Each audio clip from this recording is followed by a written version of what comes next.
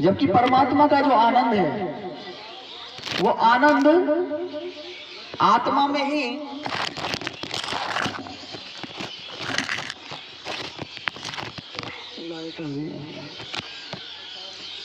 ही जीवात्मा महसूस कर पाता। तो परमात्मा कैसा है? तो वेदों में बताया वो आनंद स्वरूप है। इसलिए परमात्मा को शास्त्रों में सच्चिदानंद कहा है। सच्चिदानंद, सच्चिदानंद 3 शब्दों से मिलकर बना है, सत, चित और आनंद।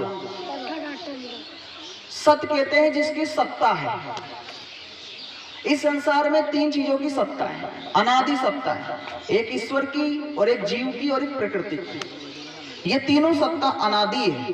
अनादि उसको कहते हैं जो ना उत्पन्न हुई और ना कभी नष्ट होगी, जो सदा से थी, सदा है और सदा रहेगी, जिसका तीनों कालों में विनाश नहीं होता, वो अनादि है। तो परमात्मा की सत्ता अनादि है, अनादि सत्ता है। और अनादि सत्ता है ईश्वर की, इसलिए ईश्वर को सत कहते हैं। एक ईश्वर की अनादि सत्ता है, एक जीव की, अर्थात हम सब जीवात्मा है। तो जीवात्मा भी न कभी उत्पन्न होता है, न कभी मरता है। शरीर प्रकृति से बना है, शरीर का उत्पन्न होता है, शरीर का नाश होता है, शरीर का जन्म होता है, शरीर की मृत्यु होती है। परमात्मा का ना तो जन्म होता, ना आत्मा का जन्म होता। ईश्वर भी निराकार है, आत्मा भी निराकार है। ईश्वर भी चेतन है, आत्मा भी चेतन है, दोनों ही कभी मरते नहीं है। किंतु परमात्मा कैसा है? सत। ईश्वर संसार के बंधनों में नहीं आता, रहता संसार में है ईश्वर, लेकिन संसार के बंधनों में नहीं आता। लेकिन क्योंकि जीवात्मा कर्मों के बंधन में आता है, जीवात्मा कर्मों के अर्थात हम सब, क्योंकि जीव का इस संसार में जो किसी भी मनुष्य का जन्म होता है, उसके जन्म के पीछे उसके पूर्व जन्म के कारण जिम्मेदार होते हैं। उसी के अनुसार उसको जाति, आयु और भोग तीनों प्राप्त हुआ करते हैं। तो जब शरीर जीवात्मा को मिल गया, तो शरीर मिल गया तो दुख भी प्रारंभ हुए। क्योंकि संसार में चाहे राष्ट्रपति हो, चाहे प्रधानमंत्री हो, चाहे कोई कितना ही बड़ा हो, जिसने भी संसार में शरीर धारण कर लिया जीवात्मा ने, उसको दुख होगा ही होगा। वो दुखों से बच नहीं सकता, क्योंकि शरीर प्राप्त हुआ है तो शरीर को दुख होगा ही होगा। क्योंकि जीवात्मा शरीर के बंधन में है, इसलिए शरीर में जो भी कष्ट होता है उसका प्रभाव आत्मा पर पड़ता है। आत्मा ही सुख दुख का अनुभव करता है शरीर से। शरीर तो जड़ है, शरीर में ना तो चेतनता है, ना इच्छा है, ना सुख दुख है। शरीर तो हमारा जड़ है। आत्मा जब तक है तब तक शरीर काम कर रहा है। आत्मा शरीर से निकली, ये शरीर जड़ है, फिर लोग इसको चिता में जला देते हैं, डॉक्टर इसकी चीर फाड़ कर देते हैं।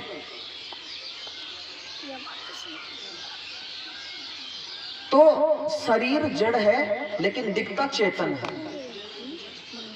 शरीर जड़ है, शरीर कुछ नहीं करता, करने वाला आत्मा है। हम सब जीवात्माएं शरीर के माध्यम से कर्म करते हैं, लेकिन लगता है ऐसे जैसे शरीर कर्म करता हो। तो परमात्मा सत है, उसकी अनादि सत्ता है संसार में। ईश्वर की अनादि सत्ता है।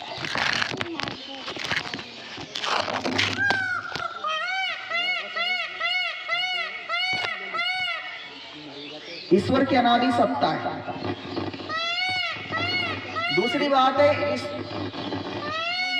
चित्त। ईश्वर का दूसरा गुण है चित्त। चित्त अर्थात चेतन। ईश्वर जड़ नहीं है, चेतन है। चेतन उसको कहते हैं जिसमें ज्ञान हो, जिसमें बल हो, जिसमें शक्ति हो। परमात्मा में अनंत ज्ञान है। अपने अनंत ज्ञान से ही परमात्मा ने इस संपूर्ण सृष्टि का निर्माण किया है। परमात्मा में इतना ज्ञान है कि बाप के मन में क्या चल रहा है वो बेटा नहीं जान सकता, और बेटे के मन में क्या चल रहा है वो बाप नहीं जान सकता, लेकिन परमात्मा जानता है। परमात्मा जानता है, इसलिए ईश्वर को क्या कहते हैं? अंतर्यामी। परमात्मा कैसा है? अंतर्यामी। अंतर्यामी का मतलब है कि वो हमारी अंदर की बातों को भी जानता है, हमारे मन में क्या विचार चल रहा है, अच्छा चल रहा है, बुरा चल रहा है। अब अगर बुरा विचार चल रहा है मन के अंदर, तो परमात्मा क्या करेगा, मन में भय पैदा कर देगा, लज्जा पैदा कर देगा, शंका पैदा कर देगा। तो जब आत्मा में तीन अनुभूतियां हो जाए, आत्मा के अंदर भय पैदा हो, लज्जा पैदा हो, शंका पैदा हो, तो सोच लेना वो पाप कर्म है, वो नहीं करना चाहिए। और ये परमात्मा की तरफ से ऑटोमेटिक पैदा होता है हर व्यक्ति में, चाहे वो भारत का हो, चाहे अमेरिका का हो, दुनिया में कहीं भी रहता हो, दुनिया के किसी भी कोने में व्यक्ति रहता हो। जैसे तुमने चोरी करने की तुम्हारे मन में योजना है कि मुझे चोरी करना चाहिए, जैसे तुम्हारे मन में चोरी का विचार आया, वैसे ही तुम्हारे मन में ईश्वर भय पैदा कर देगा। पाप कर्म करने का कोई भी विचार हमारे मन में आया तो ईश्वर क्या कर देगा, भय पैदा कर देगा। किसी के प्रति अन्याय करने का विचार आया, भ्रष्टाचार करने का विचार आया, झूठ बोलने का, धोखा देने का विचार आया, ईश्वर क्योंकि हमारे आत्मा में विराजमान है, हृदय में विराजमान है, तो ईश्वर सब जानता है कि अच्छी योजना बना रहा है कि बुरी योजना बना रहा है। तो जब व्यक्ति कोई बुरी योजना बनाता है तो ईश्वर आत्मा के भीतर भय, लज्जा और शंका पैदा कर देता है। और जब कोई व्यक्ति मन में अच्छी योजना बनाता है, सेवा की, परोपकार की, दान की, दया की, संसार की भलाई की योजना बनाता है, तो परमेश्वर उसकी आत्मा में आनंद पैदा कर देता है, उत्साह पैदा कर देता है, प्रसन्नता पैदा कर देता है। तो जब कोई व्यक्ति अच्छा कर्म करता है तो परमात्मा अंदर से आनंद पैदा करता है। संसार में बहुत सारे लोग हैं, दान करते हैं, बड़े बड़े दानी लोग हैं, लाखों करोड़ों रुपए का दान करते हैं इंसान। क्यों करते हैं? क्योंकि परमात्मा उसको अंदर आत्मा में क्या दे रहा है, शांति दे रहा है।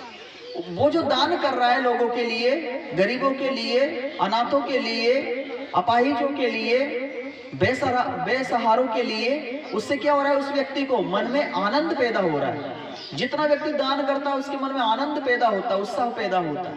तो ये आनंद हमारी आत्मा में कौन पैदा कर रहा है? वही परमात्मा पैदा करता है। तो जब कोई व्यक्ति अच्छे कर्म की योजना बनाता है, अच्छे काम की योजना बनाता है, तो परमेश्वर हमारे आत्मा में आनंद पैदा कर देते हैं, उत्साह पैदा कर देते हैं, प्रसन्नता पैदा करते हैं। और जब कोई व्यक्ति आत्मा से बुरी योजना बनाता है, मन में किसी का बुरा करने की सोचता है, तो परमेश्वर भीतर उसके विराजमान है। इसलिए ईश्वर क्या करता है, भय, लज्जा, शंका पैदा कर देता है। तब योगेश्वर भगवान कृष्ण से पूछा अर्जुन ने कि वह परमेश्वर रहता कहाँ है। संसार में कोई लोग कहते हैं, मुसलमान कहते हैं कि अल्लाह 7वें आसमान पर रहता है, ईसाई लोग कहते हैं कि गॉड 4थे आसमान पर रहता है। हमारे मत में भी अलग अलग विचारधारा है, कोई कैलाश पर्वत पर बताता है, कोई हरिद्वार में बताता है, कोई केदारनाथ बताता है, कोई बद्रीनाथ बताता है। तब योगीराज भगवान कृष्ण ने कहा कि सुन अर्जुन, वह परमेश्वर रहता कहाँ है? तो कहा, ईश्वर सर्वभूतानां हृदय देशे अर्जुन तिष्ठति। है सुन अर्जुन, इस संसार में जितने भी भूत कहते हैं प्राणियों को, ये जितने भी हम सब लोग बैठे हैं ना, पशु पक्षी कीट पतंग वृक्ष जिन्होंने जन्म लिया, सब भूत है। भूत उसको कहते हैं जो पैदा होते हैं और पैदा होकर नष्ट हो जाते हैं। अब यहाँ पर कुछ लोग भूत प्रेत ऐसा समझते हैं। कुछ बच्चों से चर्चा करी तो वो भी कहते हैं भूत प्रेत से उनको भी डर लगता है कि नहीं लगता? तो भूत प्रेत, भूत किसको कहते हैं? भूत कहते हैं शास्त्रों में जो बीत चुका है, जो बीत चुका है उसको भूत कहते हैं। अर्थात अमुक नाम का व्यक्ति पहले था, अब नहीं है। हमारे दादा परदादा माँ पहले थे, अब नहीं है। तो वो किस में चले गए? भूतकाल में चले गए, यानी वो पहले थे, अब नहीं है। तो जब कोई व्यक्ति मर जाता है, उस जीव निकल जाता है शरीर छोड़ करके, तो उसको कहते हैं ये भूत है। उसके शरीर को, डेड बॉडी को भूत कहते हैं। जब व्यक्ति का जीव निकल जाता है तो उसको भूत कहते हैं, यानी वो पहले था, अब नहीं है। और जो डेड बॉडी है, जो मृत शरीर है, उसको प्रेत कहते हैं। जैसे कोई व्यक्ति मर जाए तो उसकी जो डेड बॉडी होती है, मृत शरीर होता है, उसको प्रेत कहते हैं। और जब उसको चिता में जला देते हैं तो उसको भूत कहते हैं, अर्थात पहले था अब नहीं है। अर्थात भूत और प्रेत ये केवल मानसिक कल्पना है, ये भ्रम है, ये अंधविश्वास है। कुछ लोगों को मानसिक रोग होते हैं, उनके लक्षण ऐसे दिखते हैं कि इसको भूत आ रहा है, जबकि वो मानसिक बीमारी है। दिमाग में ऐसी बीमारियां हो जाती कई बार कि व्यक्ति को लगता है कि इसको भूत प्रेत आ रहा है, जबकि वो मानसिक रोग होते हैं। ऐसे रोग होते हैं जिनके लक्षण ऐसे प्रतीत होते हैं कि इसको भूत चिलेड़ा, जबकि वो कुछ नहीं होता, केवल मन का भ्रम होता है। तब योगीराज भगवान कृष्ण कहते हैं कि ईश्वर सब जीवों के हृदय में विराजमान है। तो हमारे शरीर में एक तो हृदय यहाँ पर है, ये जो धड़कता है दिल, तो क्या इस हृदय में ईश्वर रहता है? तो योगीराज भगवान कृष्ण इस हृदय की बात नहीं कर रहे जो धड़कता है, जो हमारे शरीर में ब्लड की सप्लाई करता है। इस हृदय में ईश्वर नहीं रहता। वो हृदय कौन सा है शरीर के भीतर? तो कहते हैं उदर के ऊपर और फेफड़ों के नीचे, इस जगह पर एक कमल के आकार का, एक हृदय जैसे कुछ आकृति कमल के आकार का, उसमें आत्मा भी रहता है और उस आत्मा के भीतर परमात्मा भी रहता है। आत्मा भी रहता है और परमात्मा भी रहता है, क्योंकि शरीर स्थूल है, शरीर से सूक्ष्म क्या है? आत्मा, और आत्मा से भी सबसे छोटा यदि कोई है तो वो परमात्मा। ईश्वर अणु से भी सूक्ष्म है और गगन से भी विशाल है। परमात्मा छोटे से छोटा है और बड़े से बड़ा है। ये समस्त ब्रह्मांड उसी के आंचल में समाया हुआ है। इस संसार में जितने भी पदार्थ हैं उस सब में ईश्वर बसा हुआ है। इसलिए परमात्मा कैसा है? आनंद स्वरूप है। जीवात्मा के पास आनंद नहीं है। हम सब जीवात्मा यहाँ पर बैठी हुई है, शरीर नहीं है, जीवात्मा है। हम सब क्या है? जीवात्मा, शरीर नहीं है। शरीर तो जड़ है, शरीर तो उत्पन्न होता है, नाश हो जाता है, लेकिन आत्मा अजर अमर अविनाशी है। भगवान कृष्ण कहते हैं गीता में, जैसे एक व्यक्ति पुराने कपड़ों को उतार करके नए कपड़े धारण कर लेता है, जैसे एक व्यक्ति पुराने कपड़ों को उतार के, कल मैंने दूसरे कपड़े पहने, आज दूसरे पहन लिए, ठीक इसी तरह आत्मा क्या करता है? जब ये शरीर रहने के लायक नहीं रहता, शरीर बूढ़ा हो जाता है या शरीर में कोई ऐसी बीमारियां पैदा हो जाती है, तो आत्मा इस शरीर को छोड़ करके कर्म के अनुसार दूसरा शरीर धारण कर लेता है। लेकिन करता अपनी मर्जी से नहीं है, परमात्मा कराता है। कोई भी व्यक्ति मरने के बाद ये नहीं चाहता कि मेरा जन्म भिखारी के घर में हो, मेरा जन्म गरीब के घर में हो, मेरा जन्म ऐसी जगह पर हो जहां दुख हो, कष्ट हो, अभाव हो। कोई नहीं चाहता कि मेरा जन्म गरीबी में हो, भिखारी के घर में हो, लेकिन फिर भी जन्म होता है, क्योंकि जीवात्मा क्या है? कर्म करने में स्वतंत्र है। जीव कहता है कैसा है? कर्म करने में स्वतंत्र, लेकिन फल भोगने में परतंत्र है। हम सब जीवात्माएं, हम सब क्या? कर्म करने में स्वतंत्र है। इस शरीर से अब 3 साधन है हमारे पास कर्म करने के, एक तो शरीर, एक मन और एक वाणी। 3 साधनों से जीवात्मा कर्म करता है। अच्छे भी कर्म करता है, बुरे भी कर्म करता है। जैसे उसके संस्कार होते हैं, जैसे उसकी बुद्धि होती है, जैसा उसका ज्ञान का स्तर होता है, वैसे ही व्यक्ति कर्म करता है। तो 3 साधनों से जीवात्मा अच्छे बुरे कर्म करता है, कर्म करने में स्वतंत्र है।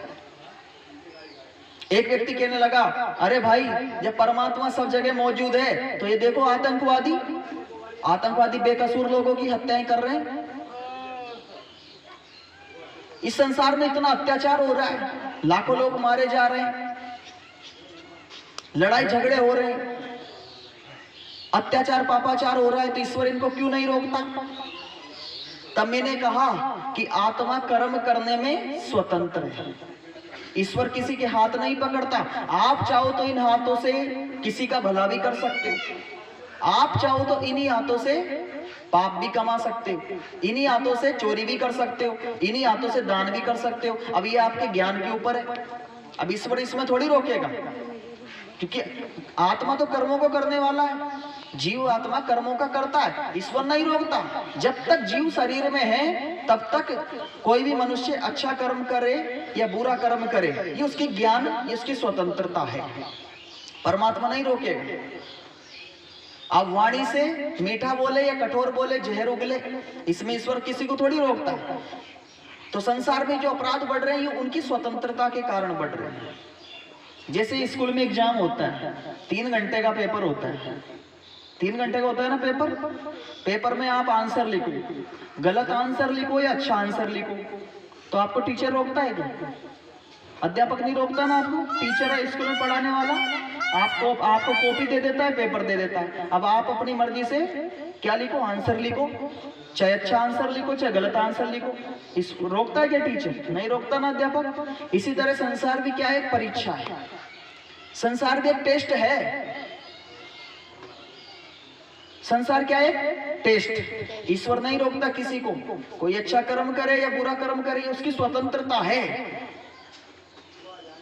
लेकिन जैसे ही जीव शरीर छोड़कर निकलता है, परमात्मा उसको अपने कब्जे में कर लेता है। अब वो फल भोगने में परतंत्र है। अब ईश्वर उसके कर्म के अनुसार उसको स्वर बना देगा। तो वो ये नहीं कह सकता कि मुझे स्वर क्यों बनाया। सांप बना देगा, पेड़ बना देगा, खड़े रहो 500 साल तक। ऐसे लाखों योनि है, 84 लाख से ज्यादा योनि है। तुलसीदास जी महाराज ने भी लिखा कि 84 लाख से ज्यादा योनि ईश्वर किसी में भी पटक देगा। क्योंकि मनुष्य शरीर दिया, उस शरीर का तुमने लाभ ही नहीं समझा। ये मानव का शरीर बड़े उत्तम कर्मों से प्राप्त होता है। बड़े भाग मानुष तन पावा, ये मनुष्य का शरीर बड़े भाग से प्राप्त होता है। लेकिन संसार में लाखों लोग हर साल आत्महत्या कर रहे हैं। मनुष्य की कीमत नहीं जानते, इस शरीर की कीमत नहीं जानते। अगर वो कीमत जानते तो उनको पता चलता है कि ये जो मानव का शरीर है ये परमात्मा की सर्वोत्तम उत्तम रचना है। परमात्मा ने जितने भी उत्तम पदार्थ बनाए वो सब मनुष्यों के लिए बनाए। मनुष्य को छोड़ करके जितनी भी योनियां है, पशु पक्षी कीट पतंग वृक्ष वनस्पति, वो भोग योनि है, वो कर्म योनि नहीं है, वो भोग योनि है। मनुष्य भोग योनि भी है और कर्म योनि भी है। मनुष्य शरीर में जीवात्मा पूर्व जन्म के कर्मों का फल भोगता है और नए कर्म भी करता है। इसलिए मनुष्य योनि कर्म योनि भी है और भोग योनि। अर्थात मनुष्य के शरीर में जीवात्मा जो अच्छे बुरे कर्म करता है उसी का फल उसको अगले जन्म में प्राप्त होता है। ये गीता में लिखा है। भगवान कृष्ण ने गीता के दूसरे अध्याय में लिखा, कर्मण्यावाधिकारस्तु मां फलेषु कदाचन मां कर्म फूल हेतुर्ब्रह्मा ते सत्तु अस्तु कर्मणि। कि ये जो संसार है वो कैसा है, कर्म क्षेत्र है। ये संसार परमात्मा ने कर्म करने के लिए बनाया है। अब आप चाहो तो अच्छे भी कर्म करो, आप चाहो तो बुरे कर्म करो, ये आपके ज्ञान और इच्छा और बुद्धि पर निर्भर करता है। आप चाहो तो वाणी से सत्य बोल सकते हो, आप झूठ भी बोल सकते हो। कर्म करने में स्वतंत्र है जीवात्मा, लेकिन फल भोगने में परतंत्र है। अब उसको परमात्मा ने स्वर बना दिया या भिखारी के घर में जन्म दे दिया, तो अब वो ये नहीं कह सकता कि इसमें ईश्वर का दोष है। ईश्वर कैसा है बोलो, न्यायकारी है। ईश्वर का दूसरा गुण क्या है, न्यायकारी। न्यायकारी उसको कहते हैं जो न्याय करने वाला है। संसार की अदालतों में न्याय हो या ना हो, या रिश्वतखोरी भी चलती, या भ्रष्टाचार भी चलता है, यहां अपराधी बच जाते हैं, उनको पूरा पूरा न्याय नहीं मिल पाता। और भारत की न्याय व्यवस्था तो वैसे ही बहुत स्लो मोशन में कछुए की चाल से चल रही है। यहाँ तो अपराधियों को सजाई बहुत कम मिलती है, न्यायाधीश बिक जाते हैं, वकील बिक जाते हैं, अपराधी को सजा मिलना बहुत कठिन है।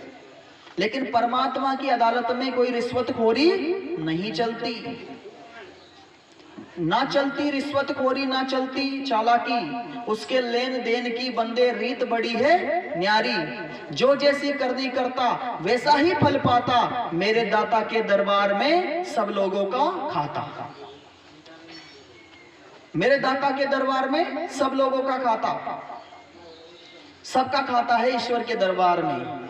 कोई कितना ही चालाकी कर ले, चतुरता ही कर ले, व्यक्ति बहुत सारे कर्म ऐसा करता है गुप्त में रिश्वत लेता है, गुप्त में, पता ना चल जाए किसी को।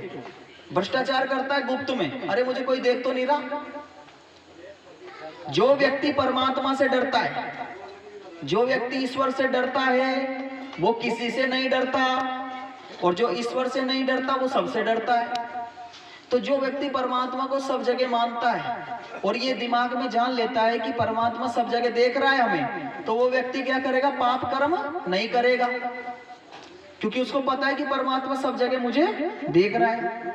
तो जब ईश्वर सब जगह देख रहा है तो क्या करेगा? पाप करेगा क्या व्यक्ति? नहीं करेगा। पाप कब करता है? जब उसको ऐसा लगता है कि यहाँ तो मुझे कोई देख ही नहीं रहा। इस कारण व्यक्ति रिश्वत ले रहे हैं, झूठ बोल रहे हैं, धोखा दे रहे हैं, भ्रष्टाचार कर रहे हैं। तो कहा कि ईश्वर न्यायकारी है, और ईश्वर न्यायकारी है तो सोचो, किसी जीव को परमात्मा ने पशु बनाया, किसी को पक्षी बनाया, हमको मनुष्य बनाया, किसी को वृक्ष बनाया, तो ये किसके आधार पर बनाया? कर्मों के आधार पर बनाया। किसके आधार पर? कर्मों के आधार पर। तो कोई कहे कि इसमें अभी पशु पक्षी है, वो भोग योनि में है, मनुष्य का शरीर उनको प्राप्त हुआ था, लेकिन उन्होंने पाप कर्म किए, इसलिए परमात्मा ने पशु पक्षी बना दिए। अब वो अपने कर्मों का फल भोग रहे हैं, वो अपने कर्मों का फल भोग रहे हैं। मनुष्य का शरीर ईश्वर ने क्यों दिया हमें? क्योंकि हमारे पूर्व जन्म के कर्म उत्तम थे, पुण्य कर्म थे, तब जाकर ये मानुष शरीर हमें प्राप्त हुआ है।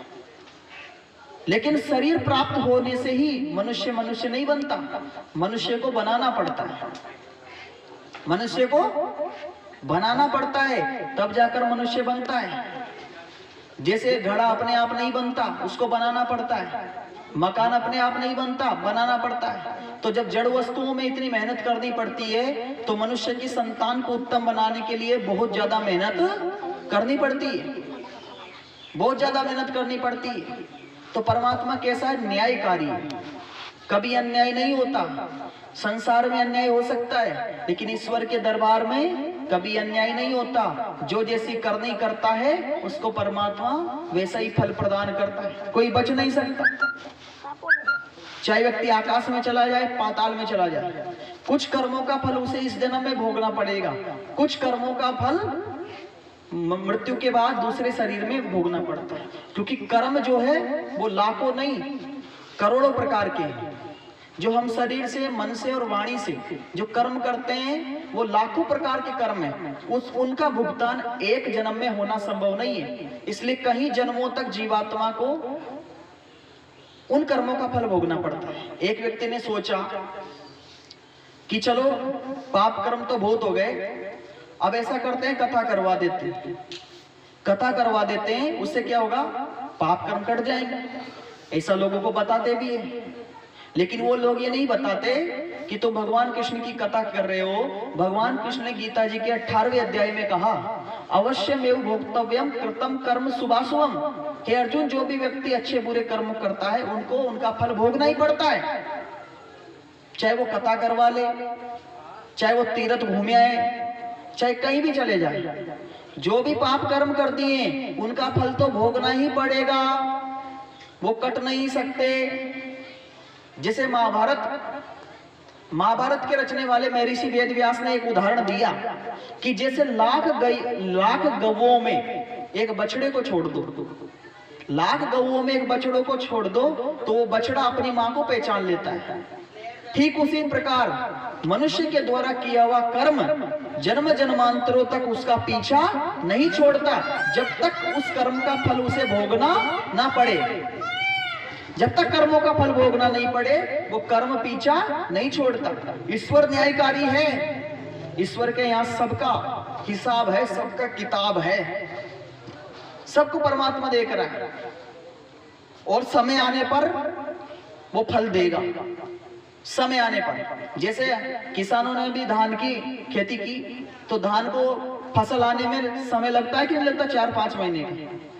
ऐसे जो कर्म व्यक्ति कर देता है, उसका फल तुरंत नहीं मिलता, समय लगता है, समय लगता है। समय आने पर वो फल उसको भोगना ही पड़ेगा। वो कट नहीं सकता। महर्षि वेदव्यास इस बात को कह रहे हैं, गीता जी कह रहे, वेदों में भी कहा है, असुरिया नाम ते लोका अंधेन तम सावृता सांस्ते प्रत्यापि गच्छन्ति ये के चात्मनो जना। जो भी संसार में असुर अर्थात राक्षस प्रवृत्ति के, दुष्ट प्रवृत्ति के लोग हैं, जो रात दिन इस संसार में अन्याय करते हैं, पाप करते हैं, वह लोग तांस्ते प्रत्यापि गच्छन्ति, अंधकार को प्राप्त कर होते हैं। अंधकार अर्थात नीच योनियों में, अत्यंत नीच योनियों में ईश्वर उनको डालता है ताकि वे जन्म जन्मांतरों तक अपने कर्मों का फल भोग सके। तो हमको मनुष्य ने ये जन्म क्यों दिया है? मनुष्य को जन्म दिया है सत्य और असत्य का ज्ञान प्राप्त करने के लिए। लेकिन मनुष्य संसार के संबंधों में, व्यवहारों में, संसार की क्रियाकलापों में इतना उलझ गया है कि वे परमात्मा तो छोड़ो, खुद को ही भूल गया कि मैं कौन हूं। उसको यही नहीं पता मैं कौन हूं। वो तो संसार की निंदा चुगली में, संसार की बातों में, संबंधों में इतना उलझ गया। व्यक्ति का सारा जीवन देखो आप, धन कमाने में ही जा रहा है। धन में रुचि क्यों है? क्योंकि धन में सुख दिखाई देता है। ईश्वर में रुचि क्यों नहीं है लोगों की? क्योंकि ईश्वर में लोगों को सुख दिखाई नहीं देता। धन में, पैसे में सुख दिखाई देता है, इसलिए देखो सुबह से लेकर शाम तक लोग पैसे कमाने के लिए जा रहे हैं। ईश्वर के प्रति, ईश्वर में रुचि क्यों नहीं है? क्योंकि ईश्वर में लोगों को सुख दिखाई नहीं देता। जिस भी वस्तु में सुख दिखाई देगा व्यक्ति वही काम करेगा। ये जीवात्मा का स्वभाव है कि जहां भी उसको सुख दिखाई देगा, जिस भी वस्तु में दिखाई देगा, व्यक्ति वही काम करेगा। तो धन कमाने में सुख दिखाई दे रहा है, इसलिए संसार के लोगों की धन में आ सकती है। पद में सुख दिखाई दे रहा है, इसलिए आप देखो विधायक बनो, सांसद बनो, सरपंच बनो, मंत्री बनो। क्यों? क्योंकि उनमें पदों में क्या दिख रहा है? सुख दिखाई दे रहा है। इसलिए पद के लिए लोग मारकाट करते हैं। जितना व्यक्ति संसार के उलझनों में उलझ गया, उतना ही व्यक्ति क्या हुआ? ईश्वर से दूर होता चला जाता है।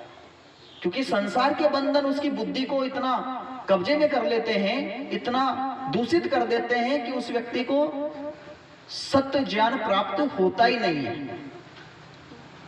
जैसे हम नदी के किनारे जाए और नदी के पानी में पत्थर मारे तो पानी हिलता है तो हमारा चेहरा दिखाई नहीं देता स्पष्ट। तो इसी तरह क्या होगा? जब तक हमारा अंतःकरण दूषित है, मन दूषित है, बुद्धि दूषित है, तब तक परमात्मा तो छोड़ो, व्यक्ति को सुख, शांति, आनंद की प्राप्ति भी नहीं हो सकती। उसको खुद का ही ज्ञान नहीं हो सकता मैं कौन हूं। तो परमात्मा तो बहुत दूर की बात है भाई। तो ईश्वर कैसा है? न्यायकारी। भरोसा रखो परमात्मा पर कि तुम्हारे साथ जिसने अन्याय किया है उसको जरूर एक ना एक दिन फल भोगना पड़ेगा, बच नहीं सकता। लेकिन समय आने पर ऐसा नहीं कि आज उसने पाप कर्म किया कल ही फल मिल जाए। समय आने पर लेकिन फल तो भोगना पड़ेगा। ईश्वर न्यायकारी है। ईश्वर ने ही जीवों के कर्मों के अनुसार किसी को पशु, पक्षी, कीट, पतंग, वृक्ष, वनस्पति, मनुष्य का शरीर प्रदान किया है। ये जो शरीर है वो कर्मों का फल है। और वो कर्म कब किए थे? पूर्व जन्म।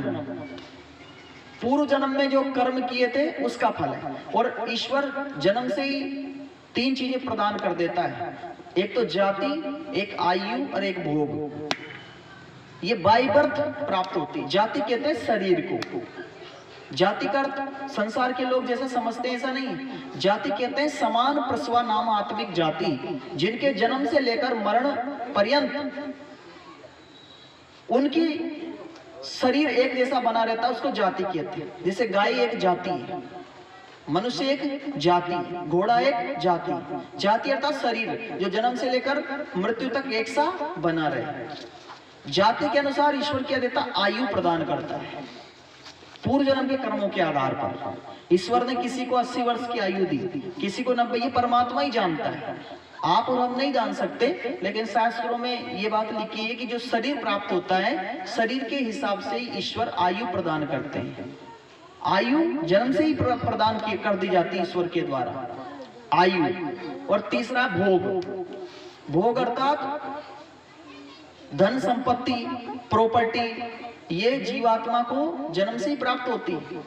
किसी का जन्म भिखारी के घर में हो रहा है तो उसको कुछ भी भोग प्राप्त नहीं होता, वहां दुख ही दुख है। नरक जिसको कहते हैं नरक, नरक भी इस धरती पे है, स्वर्ग भी इस धरती पे है। नरक वही है जहाँ अशिक्षा है, जहाँ गरीबी है, जहाँ बेरोजगारी, जहाँ भूखमरी, जहाँ अन्याय, जहाँ लोग अशिक्षित है, पढ़े लिखे नहीं है, जहाँ रहने के लिए घर नहीं है, जहाँ कुछ भी जीवन यापन का साधन नहीं है, तो वो लोग क्या कर रहे हैं, इसी धरती पर दुख को भोग रहे हैं। वो दुख को भोग रहे हैं, यही उनके लिए नरक है। और जहाँ जिनके पास सभी चीज उपलब्ध है, किसी प्रकार का अभाव नहीं है, सभी साधन है, माता पिता विद्वान है, संतान उत्तम है, तो ऐसे लोग जिनके पास किसी भी प्रकार का अभाव नहीं है, सुखी है, निरोगी है, वे सब लोग क्या है, स्वर्ग में है। तो स्वर्ग भी इस धरती पे ही है, नरक भी इसी धरती पे है। कुछ लोग कहते हैं आकाश में कुछ नहीं है, सब इस धरती पे है। जहां लोग प्रेम से रहते हैं, घर में सब प्यार से रहते हो, किसी का अपमान ना हो, सभी लोग एक दूसरे का मान सम्मान करते हैं, प्रेम त्याग समर्पण से रहते हैं, वह लोग कैसे हैं, वहां पर स्वर्ग है। और जहां पर दिन प्रतिदिन महाभारत होता हो जिस घर में, वहीं पर नरक है। तो नरक भी इस धरती पे है और स्वर्ग भी इस धरती पे। स्वर्ग नरक आकाश में नहीं है। कहां पर है स्वर्ग नरक? इसी धरती पर है। तो ईश्वर न्यायकारी है, ये ईश्वर का दूसरा गुण है। तीसरा है परमात्मा कैसा है, दयालु है। तीसरा कैसा है परमात्मा, दयालु।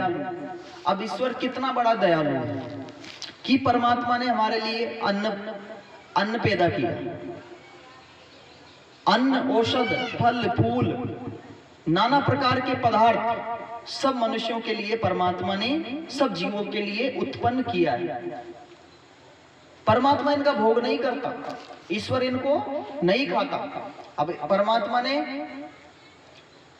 अच्छे अच्छे फल बना दिए, किसके लिए, जीवों के लिए, जबकि परमात्मा को इनके भोगों की इच्छा नहीं है, क्योंकि परमात्मा कैसा है, एक रस है, उसको किसकी रस की चाहना नहीं है। परमात्मा को, क्योंकि ईश्वर पूर्ण आनंद है, उसको किसी सुख की चाहना नहीं है। जीवात्मा क्या है, जीवात्मा में आनंद नहीं है, सुख नहीं है, वो उस सुख की तलाश में, उस आनंद की तलाश में संसार के पदार्थों की याचना करता है। तो परमात्मा ने हमारे लिए अन्न बना दिया। किसान लोग 1 मण बोते हैं और उसका 30 मण निकल आता है। ये परमात्मा इतना बड़ा दयालु है ईश्वर, लेकिन ये इतनी आसानी से समझ में नहीं आता। 1 मण गेहूं का परमात्मा ने 30 मण बना दिया, और जो नीचे का हिस्सा है वो गेहूं का जो नीचे का हिस्सा है वो पशुओं के लिए बना दिया, उसका चारा। तो ईश्वर कैसा है, दयालु है। और कितना बड़ा दयालु है ईश्वर कि जब हम माँ के गर्भ में थे, माँ के गर्भ में क्या था, अंधकार ही अंधकार था, आंखें बंद थी, कुछ नहीं था। तो परमात्मा से कहा, मानो जीव ने आत्मा से कहा कि मैं क्या खाऊंगा। परमात्मा ने माँ के गर्भ में उस बच्चे की नाड़ी को माँ से जोड़ दिया, और अब अन्न गर्भ में जो भी प्राप्त होता है, माँ जो भी खाती है, उसी से उसको रस के रूप में गर्भस्थ शिशु को प्राप्त होता है। तो जब गर्भ में बच्चा था तो माँ जो भी खाती है वो उसको प्राप्त होता है, और जब बच्चे का जन्म हो जाता है तब परमात्मा ने माँ के गर्भ में दूध बनाया, माँ के शरीर में दूध बनाया। उस दूध से जब तक उसके दांत उत्पन्न नहीं होते तब तक वो दूध पीता है। तब आगे अगर दांत पैदा हो जाए, दांत उत्पन्न होने लगते हैं, तो ईश्वर ने अन्न बनाया, फिर वो अन्न खाने लगता है। तो ये व्यवस्था किसने की? परमात्मा ने की। क्यों है? परमात्मा दयालु है। जो सुख मनुष्य को उत्तम पद, उत्तम स्थान प्राप्त होने पर, अच्छा भोजन प्राप्त होने पर, अच्छे स्थिति में प्राप्त होने पर हमें जो सुख प्राप्त होता है, वही सुख वो एक भैंस को कीचड़ में बैठने पर प्राप्त होता है। वही सुख सूअर को गंदगी से प्राप्त होता है। ये ईश्वर की जो दया है वो सभी जीवों पर क्या है? एक समान है। ईश्वर की दया सब पर है। परमात्मा दयालु है, और ईश्वर की ये दया है कि परमात्मा ने हमारे लिए अन्न, औषध, फल, फूल, मेवा, मिष्टान, नाना प्रकार के पदार्थ मनुष्य के लिए बनाए। लेकिन हाय रे दुर्भाग्य मनुष्य, तूने तो आकाश में उड़ने वाले पक्षियों को भी खा गया, जल में रहने वाले जीवों को भी खा गया, धरती पर रहने वाले जानवर को भी खा गया। परमात्मा ने कितने उत्तम चीज बनाई मनुष्य के खाने के लिए, लेकिन उनको नहीं खाया। भारत में मांसाहार विदेशों से आया है। भारत के लोग शुद्ध शाकाहारी थे, तो जब विदेशी लोग भारत पर आए और जब देश विदेशियों का गुलाम हुआ, 600 साल मुसलमानों का देश गुलाम रहा, 200 साल अंग्रेजों का देश गुलाम रहा, तो मुसलमान मांस खाते थे। तो जब वो देश में आए हमारे में, तो वो जीवों की हत्या करने लगे, गाय की हत्या करने लगे, पशुओं की हत्या करने लगे, तो वो मांस खाने लगे थे। उनकी देखा देखी हमारे देश के लोगों ने भी की, उनके संग से वो भी खाने लग गए। अंग्रेज भारत में आए तो वो शराब पीते थे। अंग्रेजों ने भारत में सबसे पहले शराब की दुकान कलकत्ता में खोली 1840 में। उससे पहले भारत में एक भी शराब की दुकान नहीं थी और कोई भी भारत का व्यक्ति शराब पीने नहीं जाता था। अंग्रेजों को लगा कि भारत का तो कोई व्यक्ति शराब पीने आ ही नहीं रहा, क्या करे? तो उसने कहा चलो फ्री कर देते हैं इसको। क्या कर दो? फ्री कर दो। अब जब फ्री करी तो पूरे मानो पूरे टूट पड़े उस ठेके पे। फ्री के लालच में अंग्रेजों ने पिलाई, 2 बार पिलाई, 3 बार पिलाई। एक समय ऐसे आया कि वे जो लोग थे उस नशे के अधीन हो गए। फ्री के लालच में शराब पी। आज भी हम देखते हैं बहुत सारे लोग, एक मित्र शराब पी रहा है, दूसरा नहीं पी रहा, उसके पास बैठा रहता है, वो फ्री में पिलाता है, पी ले पी ले पी ले, तो वो लालच में फ्री में नमकीन के चक्कर में पी लेता है। 2-3 बार पी, एक बार बुराई मन के अंदर चली गई, उसका संस्कार बन गया। मन के अंदर कोई बुराई चली जाए तो उसका मन में संस्कार बन जाता है और वो संस्कार ही दोबारा उस कर्म को करने के लिए प्रेरित करता है। एक बार आप व्यक्ति ने चोरी की, चोरी के संस्कार मन में जमा हो गए और वो मन में जो संस्कार जगह हो गए। मन में जब कोई भी संस्कार अपना जगह बना लेता है तो वे संस्कार मनुष्य को उस काम को करने के लिए बार बार क्या करते हैं? प्रेरित करते हैं। उन संस्कारों के प्रभाव से व्यक्ति अच्छे बुरे कर्म करता है। इसलिए अच्छे कर्म करेगा तो अच्छे संस्कार बनेंगे, बुरे कर्म करेगा तो बुरे संस्कार बनेंगे। तो भारत में मांसाहार और नशा, ये दोनों चीज विदेशों से आई है, विदेशों से भारत में आई। और अब भारत में इतना प्रचलन हो गया कि भारत के ज्यादातर लोग मांसाहार में, आप देख लो, जीवों की हत्याएं हो रही है, नशे में लोग डूबते जा रहे हैं। ये किसका प्रभाव है? ये पाश्चात्य देशों का प्रभाव है, ये पश्चिमी देशों की नकल है। क्योंकि वो जो बुराई भारत में लेकर आए थे, अंग्रेज तो चले गए भारत से, लेकिन जो अंग्रेजियत का बीज वो बोकर गए वो भी खत्म नहीं होगा।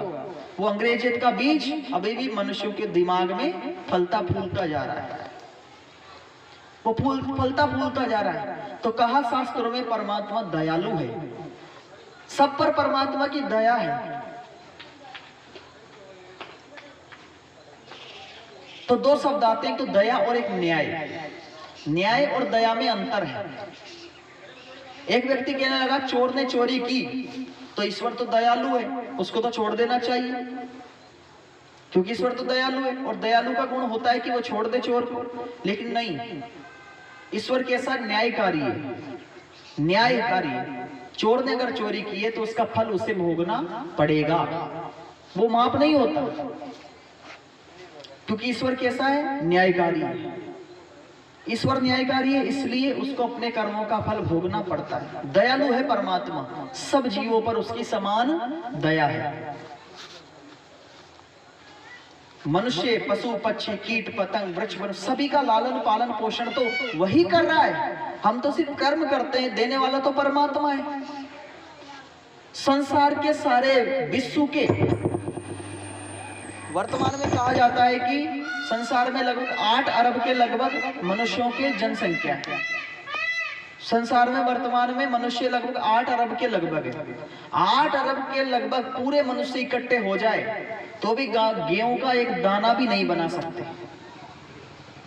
सारे संसार के लोग इकट्ठे हो जाए, सारे वैज्ञानिक इकट्ठे हो जाए तो भी सारे वैज्ञानिक मिलकर एक फल नहीं बना सकते। आम का एक फल बनाकर बता दो, सारे संसार के लोग इकट्ठे होकर एक फूल बनाकर बता दे तो ये जो अन्न, फल, फूल, मेवा, ये नाना प्रकार की वृक्ष वनस्पतियां, इनको कौन बना रहा है? इनको परमात्मा ही बना रहा है।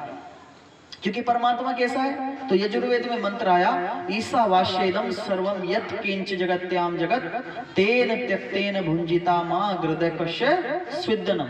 वो परमात्मा कैसा है? सब जगह मौजूद है, सब जगह मौजूद है, पर नजर आता नहीं। योग साधन के बिना उसको कोई पाता नहीं।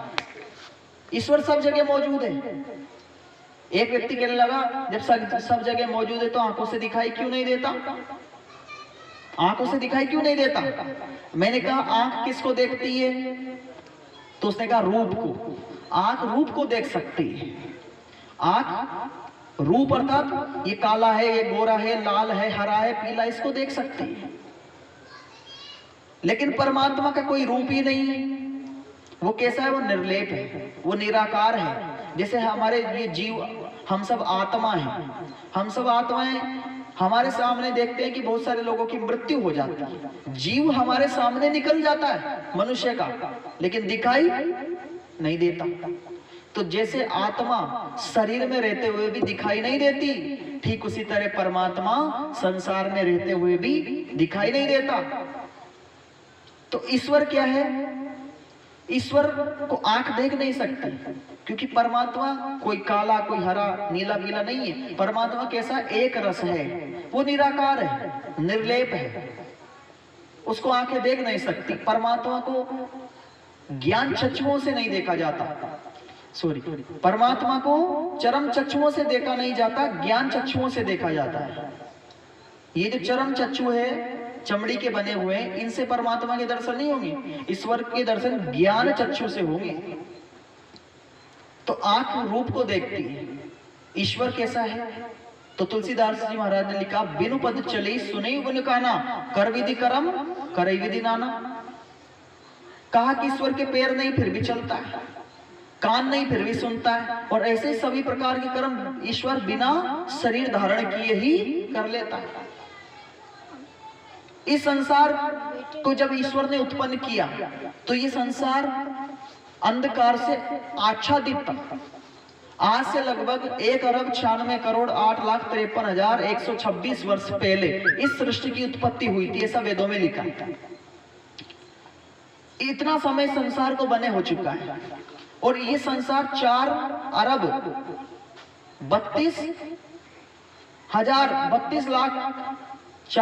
32 लाख वर्ष तक ये संसार बना रहेगा। इतनी संसार की आयु है। इसमें सतयुग, त्रेता, द्वापर युग और ये कलयुग, इतना समय संसार को बीत चुका है। इतना समय पहले ईश्वर ने सृष्टि को बनाया, तब ये संसार आच्छादित था, समस्त जगत अंधकार से ढका हुआ था। ईश्वर ने ही अपने ज्ञान से, क्योंकि ईश्वर क्या है? सर्वशक्तिमान है। परमात्मा कैसा है? सर्वशक्तिमान। सर्वशक्तिमान का मतलब है कि ईश्वर अपने काम करने में किसी दूसरे की सहायता नहीं लेता। हम जीवात्मा क्या है? अल्पशक्तिमान, हम अल्पज्ञ हैं, हमारी शक्ति कम है, इसलिए हमें दूसरे लोगों की सहायता लेनी पड़ती है। क्योंकि हमारे क्या है? हमारा ज्ञान का स्तर भी कम है, बल भी कम है, शक्ति भी कम है, सामर्थ्य भी कम है, क्योंकि हम जीव क्या है? अल्पशक्तिमान है, और परमात्मा सर्वशक्तिमान। ईश्वर के भीतर अनंत शक्ति है ईश्वर में। और ईश्वर क्या करता है? 5 काम करता है, और इन 5 कामों को करने में परमात्मा किसी दूसरे की सहायता नहीं लेता। वो 5 काम क्या है? सृष्टि की उत्पत्ति। सृष्टि की उत्पत्ति करने में ईश्वर किसी दूसरे की सहायता नहीं लेता। संसार का पालन ईश्वर कर रहा है, इसमें किसी की सहायता नहीं लेता। संसार का प्रलय करेगा, इसमें किसी की सहायता नहीं लेता। जीवों को अपने अपने कर्मों का फल ईश्वर देता है, इसमें किसी की सहायता नहीं लेता। और आदि सृष्टि में परमात्मा ने मनुष्यों के कल्याण के लिए चारों वेदों का ज्ञान दिया, इसमें भी ईश्वर किसी की सहायता नहीं